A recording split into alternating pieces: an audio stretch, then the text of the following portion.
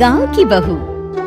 क्या सावित्री, मैंने सुना है कि मालती की बहू ने अपने सास ससुर को घर से निकाल दिया है। अब क्या कहूँ, आजकल की बहुओं का कोई भरोसा नहीं है, कब क्या कर दें।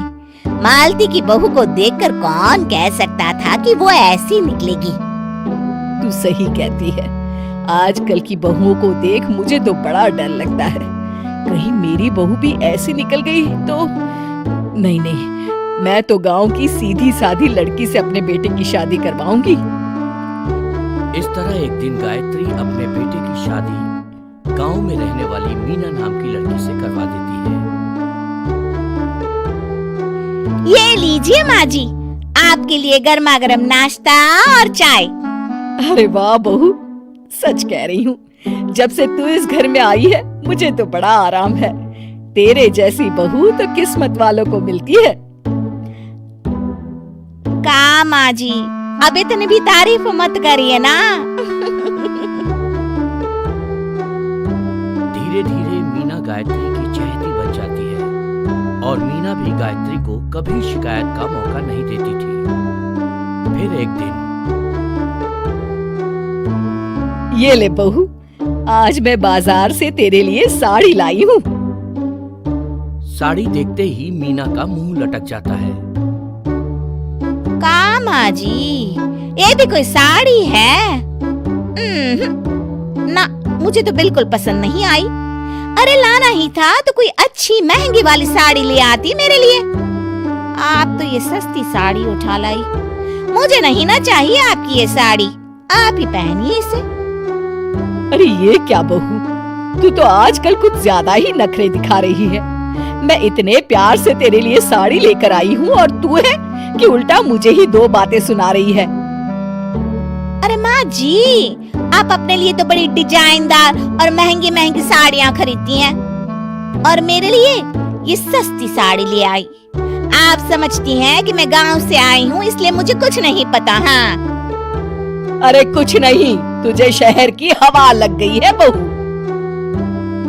इस तरह दोनों सास बहू में रोज किसी न किसी बात पर लड़ाइयाँ शुरू हो जाती थी। एक दिन गायत्री अपनी कुछ सहेलियों को अपने घर चाय पर बुलाती है। अरे बहू, मेरी सहेलियों के लिए बढ़िया चाय नाश्ता तो बना दे। अरे माँ जी, अभी ना मेरे पास बिल्कुल भी समय नहीं है, मुझे ब्यूटी पार्लर जाना है। चाय नाश्ता आप ही बना लीजिए। हाँ, तू कब से ब्यूटी पार्लर जाने लगी है? शहर आए 2 दिन नहीं हुए और देखो महारानी के नखरे शुरू हो गए। बस भी करिए माँ जी, आपसे बहस करने के लिए मेरे पास ना बिल्कुल टाइम नहीं है। आपका क्या है, आप समझती हैं कि मैं गांव से आई हूँ तो मुझे कुछ नहीं आता और आप जो रोज रोज मुझसे मेहमान नवाजी करवाती रहती हैं नौकरानी की तरह। मीना के कमरे में जाते ही, अरे ये क्या गायत्री, तू तो अपनी बहू की बड़ी तारीफ कर रही थी, लेकिन ये तो तुझे कुछ समझती ही नहीं। भाई मुझे तो लग रहा था कि तेरी बहू गांव की है तो सीधी सादी होगी, लेकिन इसने तो शहरी बहुओं को भी मात कर दिया। अपनी सहेलियों के सामने अपनी बेइज्जती होते देख गायत्री आग बबूला हो जाती है। अरे क्या शहर और क्या गांव, मेरी तो किस्मत ही फूटी थी जो मैं इसे बहू बना के ले आई। भगवान जाने आगे और क्या क्या करेगी। अब तो मुझे कुछ ठीक नहीं लगता, तू जरा संभल के रहना, कहीं मालती की तरह तेरा भी हाल बेहाल ना हो जाए। अच्छा, अब हम चलते हैं। अपनी सहेली की बातें सुनकर गायत्री थोड़ी घबरा जाती है। अरे ये सुशीला क्या बोलकर चली गई, कहीं इसकी बात सच ना निकल जाए। दूसरी तरफ मीना सारी बातें सुन लेती है। अगले दिन से गायत्री अपनी बहू से कोई काम करवाने से पहले 10 बार सोचती थी।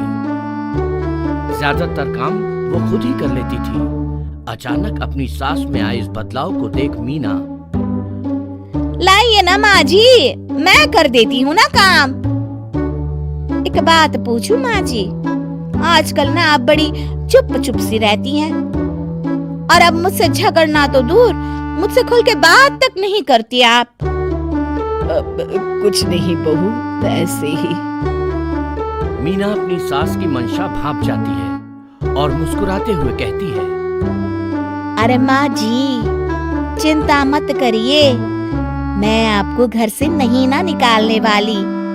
ये डर आप अपने मन से निकाल दीजिए। अरे छोटे मोटे झगड़े तो हर घर में होते रहते हैं, चाहे कुछ भी हो जाए, आप मेरी सासू माँ हो। मैं तो जिंदगी भर आपकी सेवा करूंगी माँ जी। अपनी बहू की बातें सुन गायत्री को एक प्रकार का संतोष होता है और उसकी सारी चिंताएं दूर हो जाती है। गायत्री अपनी बहू को गले लगा लेती है। मुझे माफ कर दे बहू, मैं तुझे गलत समझ बैठी थी। कोई बात नहीं माँ जी, ये ना घर घर की कहानी है। हाँ। अगर आपको हमारी ये कहानी अच्छी लगी तो कमेंट करके जरूर बताएं, और आप ऐसी ही और कहानी सुनना चाहते हैं तो हमारे चैनल को सब्सक्राइब कर बेल बटन दबाएं, वीडियो को लाइक करें और शेयर करना न भूलें।